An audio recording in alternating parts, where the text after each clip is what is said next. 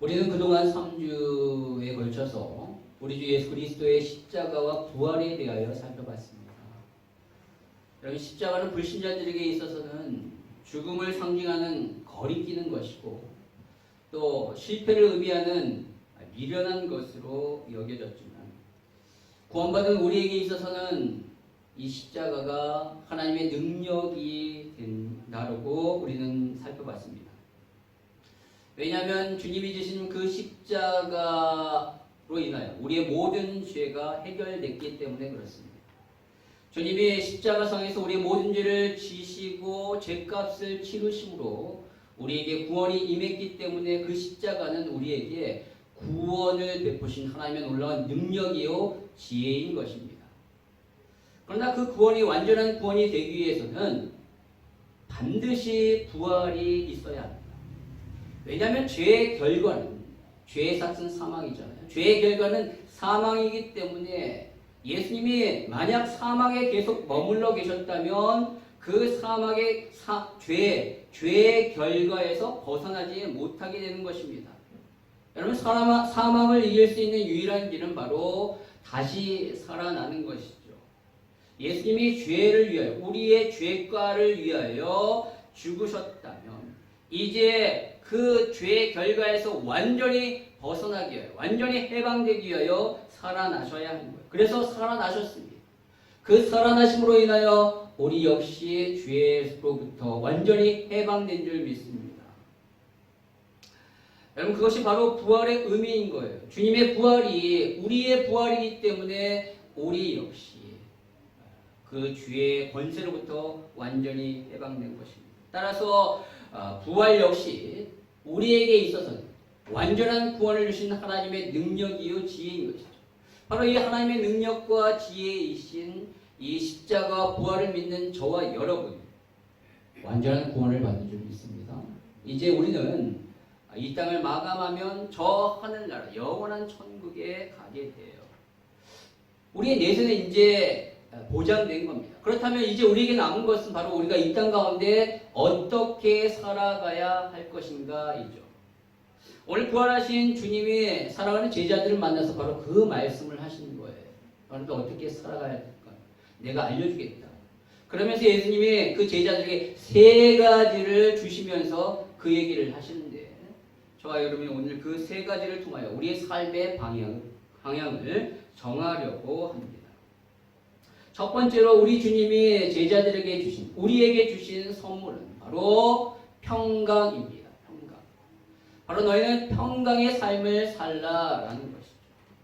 원래 19절의 말씀에 보면요, 이 부활하신 예수님을 만나기 전에 제자들의 상태가 어떠했는지를 우리는 알 수 있어요. 우리 같이 한번 읽도록 하겠습니다. 시작. 이날 곧 안식 후 첫날 저녁 때에 제자들이 유대인들을 두려워하여 모인 곳의 문들을 닫았더니 예수께서 오사 가운데에 서서 이르시되 너희에게 평강이 있을지어다.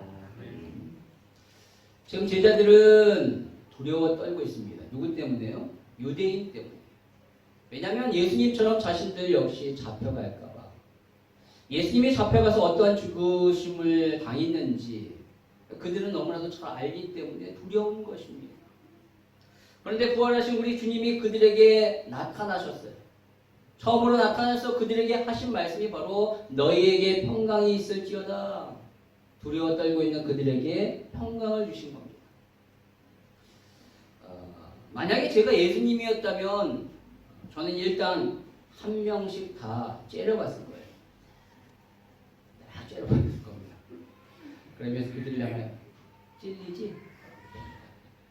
내가 살아날 줄 몰랐지? 감히 너네들이 나를 버리고 도망갈까? 내가 3년 동안이나 그토록 열심히 너희들을 가르치고 훈련시켰는데 그런 나를 배신하다니, 이 배은망덕한 같은 일.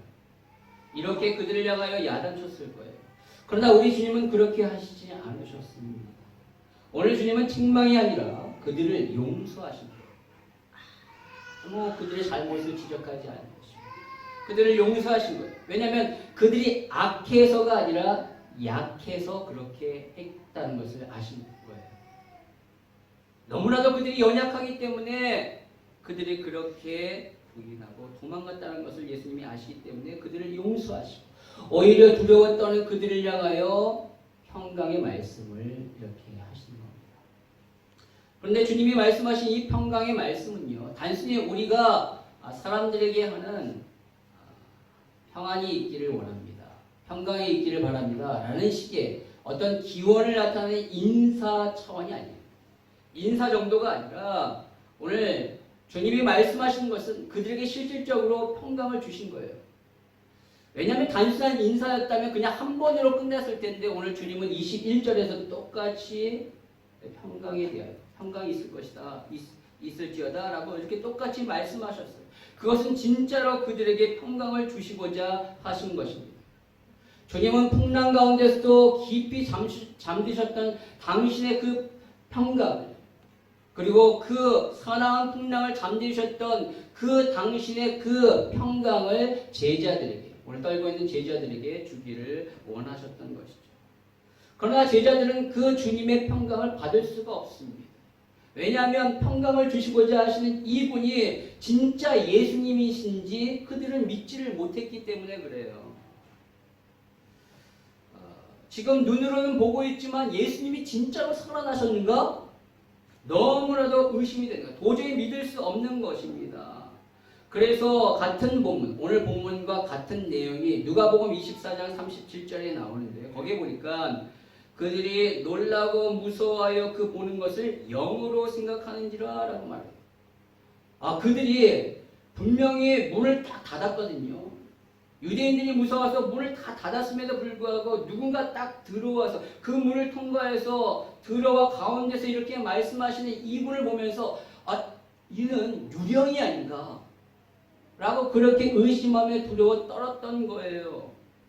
그러자 예수님이 어떻게 하셨냐면 20절에 보니까 자신의 못자국 난 손 그리고 창자국 난 옆구리를 그들에게 친히 보여주셨습니다. 아니다, 나는 너네들이 생각하는 그런 유령이 아니라 실질적으로 몸을 갖고 부활한 예수다 라는 것을 실질적으로 그들에게 보여줬죠. 그러자 그들이 그것을 확인하고 기뻐했다라고 말합니다. 유령이 아니라 예수님이 실질적으로 다시 살아나셨음을 그들이 확인하고 그제서야 기뻐하는 거죠. 그때서야 비로소 그들은 주님이 주시는 이 평강을 받을 수 있는 그런 상태가 된 거예요. 그러자 주님이 21절에 그들에게 평강을 다시 주십니다. 평강이 있을지어다 라고 또다시 이렇게 말씀하시죠. 여러분, 우리 주님은 우리에게 평강을 주시는 분이시죠. 그런데 주님이 주시는 이 평강은요, 우리가 주님의 부활을 믿을 때 받을 수 있는 겁니다. 주님이 지금 살아계심을 알 때 우리에게 평강이 임하게 됩니다. 오늘 제자들은요, 우리 주님의 살아계신 부활을 믿지 못했을 때는 너무나도 두려워 떨었어요. 이 평강을 누리지 못했습니다. 그러나 예수님을 보고 그의 상처를 확인한 다음에 부활하셨음을 알고 믿었을 때 비로소 그들에게 평강이 임하게 된 것이죠. 따라서 우리 주님이 지금도 살아계심을 믿으시기 바랍니다. 그 주님은 우리에게 평강을 주시기를 원하셔요. 닫힌 문을 통과해서라도 당신의 평강을 주시기를 원하십니다. 세상 풍파, 문제 앞에서 두려워 떨고 있는 우리에게 진정한 평화를 주시기를 원하셔요. 그것이 부활을 믿는 저와 여러분에게 주시는 주님의 첫 번째 선물입니다. 바로 평강이죠.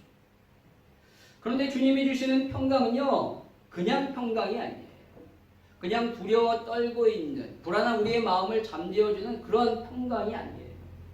주님이 주시는 평강은 세상이 알 수도 줄 수도 없는 근본적인 평강입니다.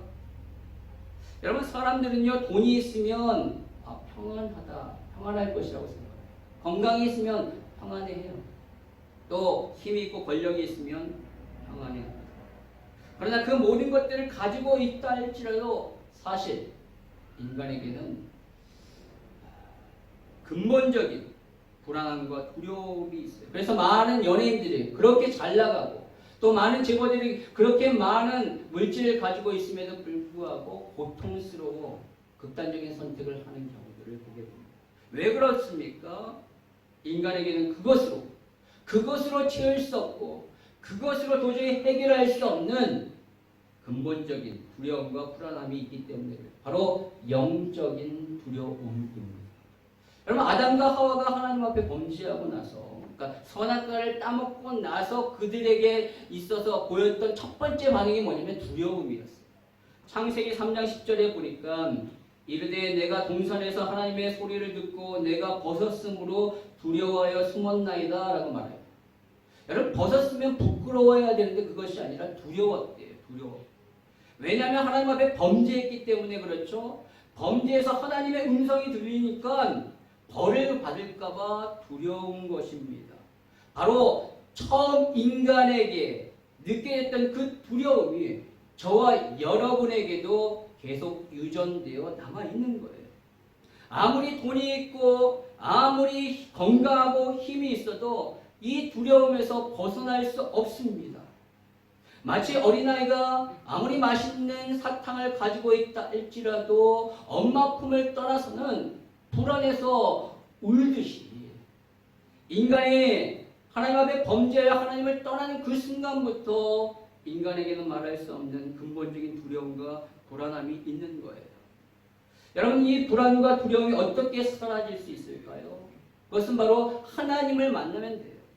하나님을 떠나면서 오는 불안이기 때문에 하나님을 만나면 해결됩니다. 근데 그렇게 하기 위해서는 하나님과 우리 사이를 가로막고 있는 죄라는 이 문제를 해결해야 돼요. 죄로 인하여 우리가 하나님을 만날 수 없습니다. 그래서 우리 주 예수 그리스도께서 이 땅에 오셨어요. 우리의 모든 죄를 해결하시기 위해 십자가에 죽으시고 부활하심으로 말미암아 그 죄를 해결하신 거예요. 그래서 우리가 그 예수 그리스도를 믿음으로 말미암아 우리가 하나님을 만나게 돼요. 우리 안에 있는 근본적인 그 불안과 두려움이 해결받게 되죠. 바로 예수님은 하나님을 만나는 길 되십니다. 여러분 성경은요 십자가가 우리를 하나님과 화목하게 만들었다라고 말하고 있어요. 에베소 2장 16절의 말씀에 이렇습니다. 우리 같이 한번 읽도록 하겠습니다. 시작. 또 십자가로 이를 한 몸으로 하나님과 화목하게 하려 하십니다. 원수된 것을 십자가로 소멸하시고. 그럼 여기서 이 둘은 바로 이방인과 유대인들을 말하는데 바로 예수님의 십자가로 인하여 이들이 한 몸이 되어 하나님과 화목하게 되었다라고 말합니다. 우리는 죄로 인하여 하나님과 원수되었던 사이인데 십자가로 인하여 이 원수지간이 해결된 거예요. 바로 하나님과 원수되었던 것을 십자가가 해결하신 것이죠. 예수님은 우리를 하나님과 화목하게 하기 위해 이 땅에 오셨고 그렇게 하신 거예요.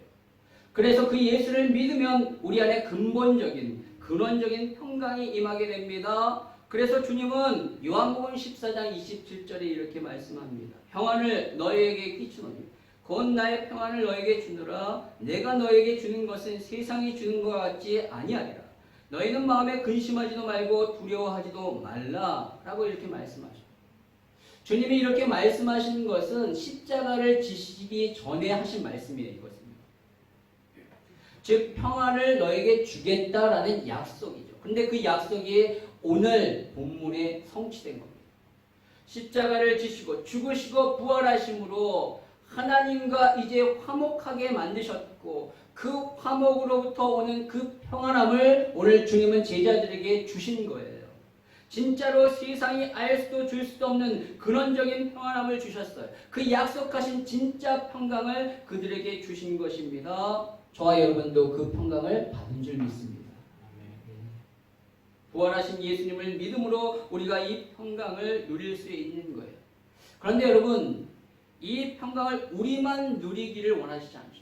다른 사람도 누리기를 주님은 바라십니다. 그래서 주님이 우리를 파송하셨어요.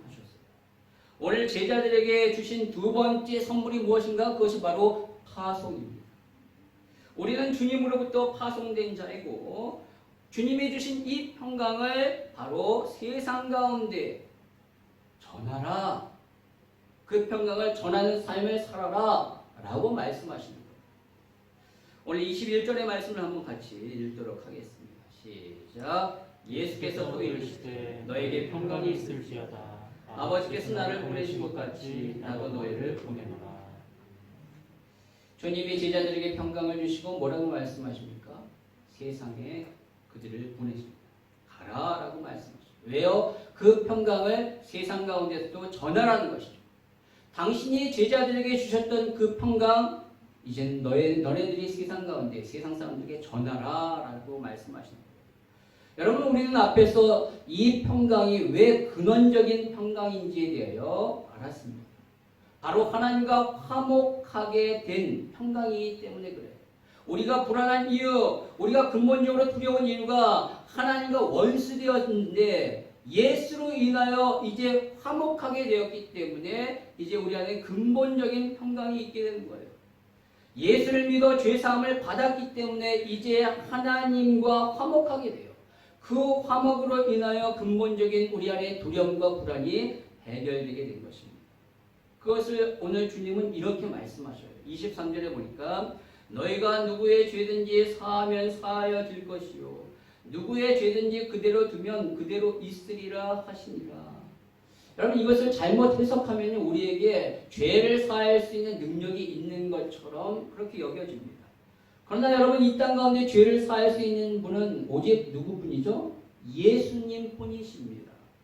마태복음 9장에 보면요, 중풍병자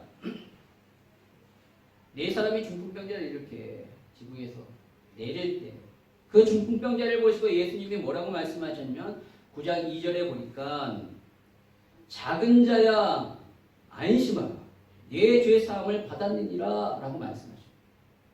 네가 나았다 일어나라 그거를 먼저 말씀하신 것이 아니라 그를 향하여 내 죄사함을 받았다 안심해라 라고 이렇게 말씀하신 거예요.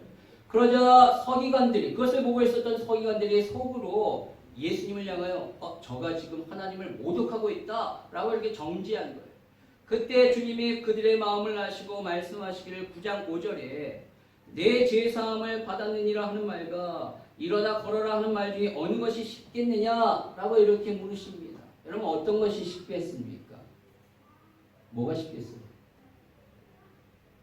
바로 일어나 걸으라 라는 말이 쉬운 거예요.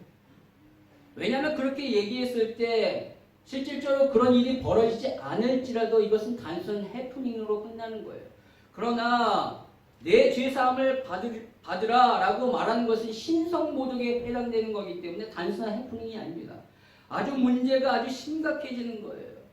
예수님이 그것을 아심에도 불구하고 이렇게 죄사함을 받으라 라고 말씀하신 이유는 바로 6절에 나오듯이 인자가 세상에서 죄를 사하는 권능이 있는 줄을 알게 하기 위해서였던 것입니다.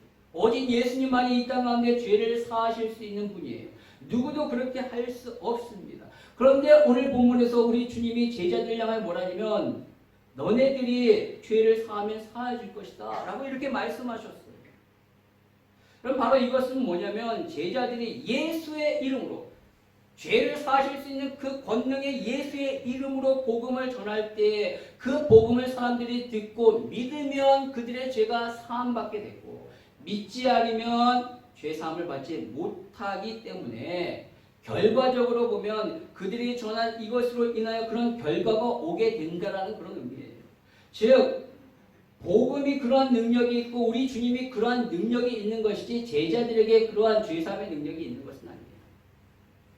오늘 주님이 이렇게 표현하신 것은 그 정도로 제자들의 이 사명, 이 복음을 증거하는 사명이 너무너무 중요하다는 것을 나타내고자 하신 것이죠.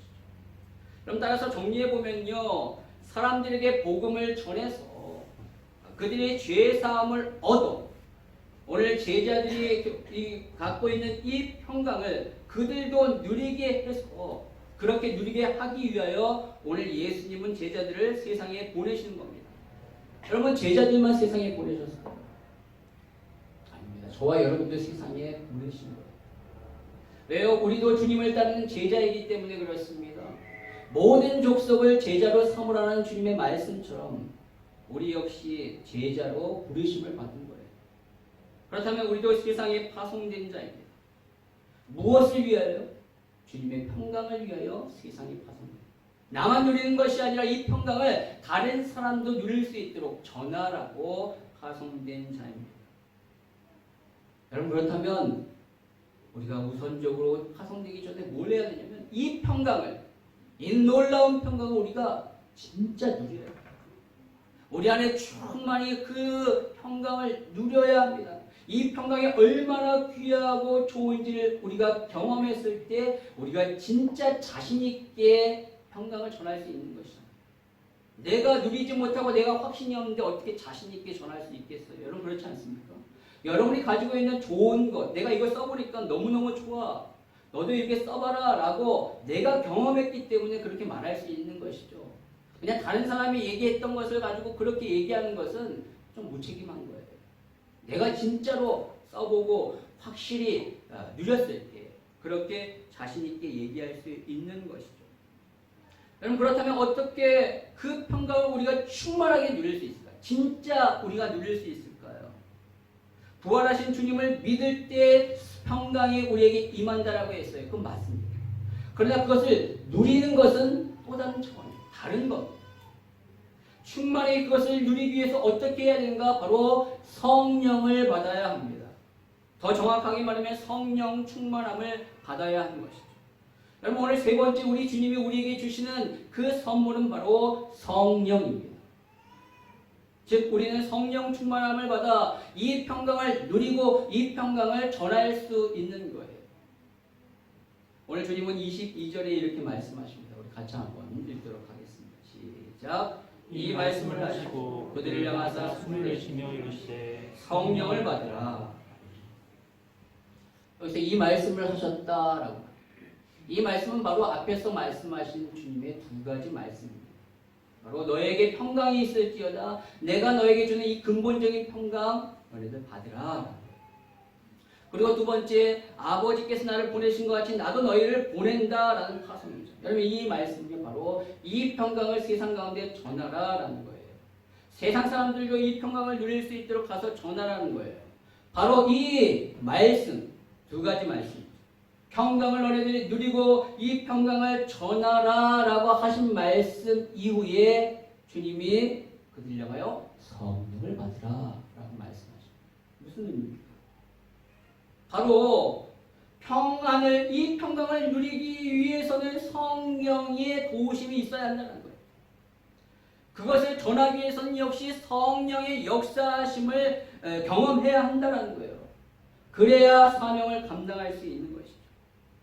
우리 주님은 십자가 부활을 믿는 우리가 주님의 이 평강을 온전히 누릴 수 있도록 성령을 주셨어요. 또 그 평강을 전할 수 있도록 성령을 주신 거예요. 그리고 오늘 주님이 이 성령을 받으라라고 하십니다.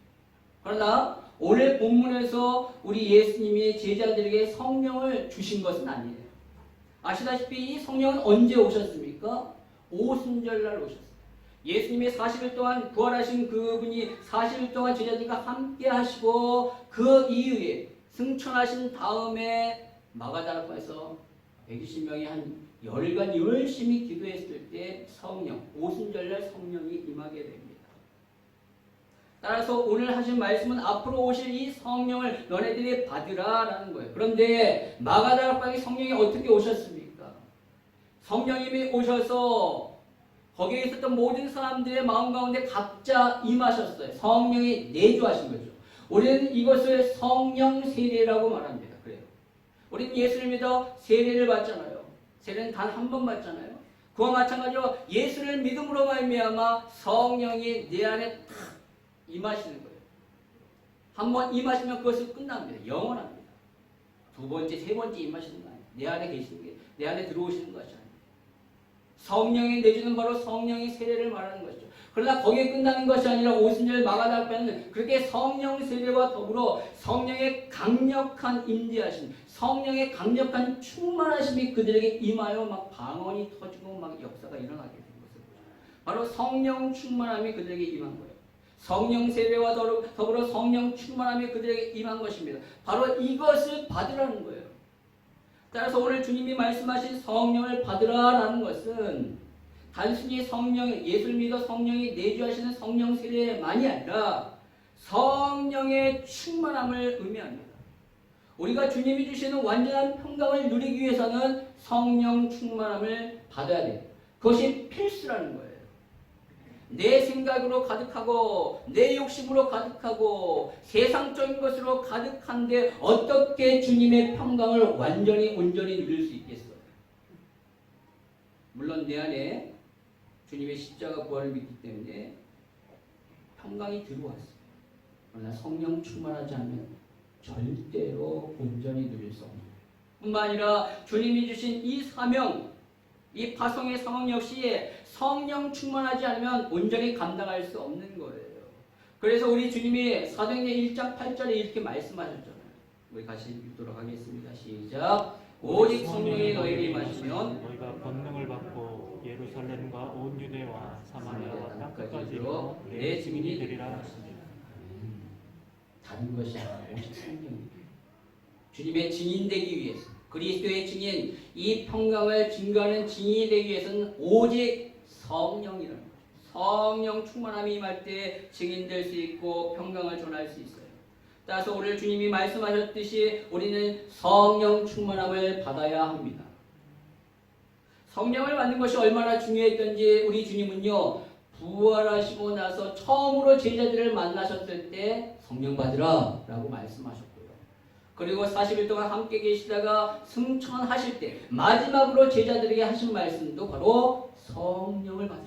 오직 성령을 받으라. 하나님이 약속하신 그 성령을 받으라 라고 하신 거예요. 이처럼 성령 충만함은요, 이 땅 가운데 사는 우리들의 가장 중요한 거예요. 내 삶이 주님의 평강으로 가득할 수 있는 비결, 성령 충만함. 이 평강을 전할 수 있는, 그것을 감당할 수 있는 비결, 성령 충만함입니다. 여러분, 성령 충만함을 받으십시오. 오순절날 마가다락방에 임했던 그 성령 충만함을 받으십시오. 그들이 어떻게 성령 충만함을 받았는가? 바로 사모했기 때문에 그렇습니다. 사모하는 마음으로 말씀을 부여잡고 약속의 말씀을 부여잡고 하나님 앞에 간절히 기도했을 때 성령이 강력하게 임하여 그들의 생각과 마음과 영혼을 장악한 거예요. 여러분, 성령 충만함은 다른 것이 아니라 성령이 나의 모든 것들을 장악하는 것, 나를 컨트롤하는 상태, 그것이 바로 성령 충만입니다. 여러분, 그 상태는요, 우리가 소위 말하는 기도원에서 나타나는 어떤 이상한 사람들의 그런 행태의 모습이 아니에요. 다른 사람 배려하지 않고 아나무인격의 그런 행동을 하지 않습니다. 반인격적이고 반사회적인 그런 행동이 아니라 성령 충만함은 가장 이성적이고 가장 도덕적이며 가장 영적인, 참으로 너무나도 아름다운 삶을 사는 거예요.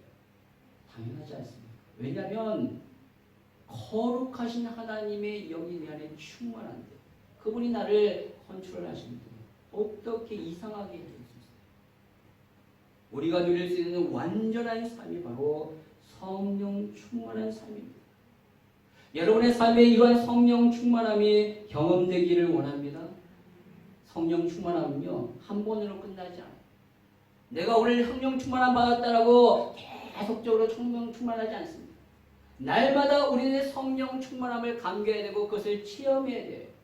오순절 마가다락방에 모였던 그 사람들이 오순절 날만 성령 충만한 것이 아니라 사도행전에 보면 날마다 모이게 힘써 하나님 앞에 기도했을 때 성령이 충만하여 그들에게는 놀라운 역사가 일어났던 거예요.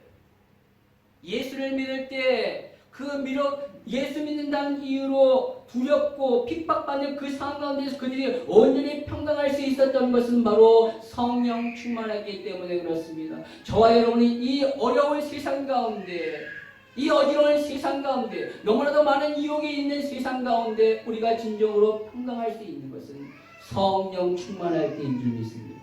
성령 충만함 받으십시오. 성령 충만함 받으십시오. 그럴 때 주님이 주시는 이 온전한 평강을 누리게 될 줄 믿습니다. 그랬을 때 이 평강을 담대히 증거하시는 제자의 삶을 살게 될 줄 믿습니다. 오늘 이후부터 이 한 주간 성령 충만함으로 그러한 축복을 여러분이 되시길 주님의 이름으로 축원합니다.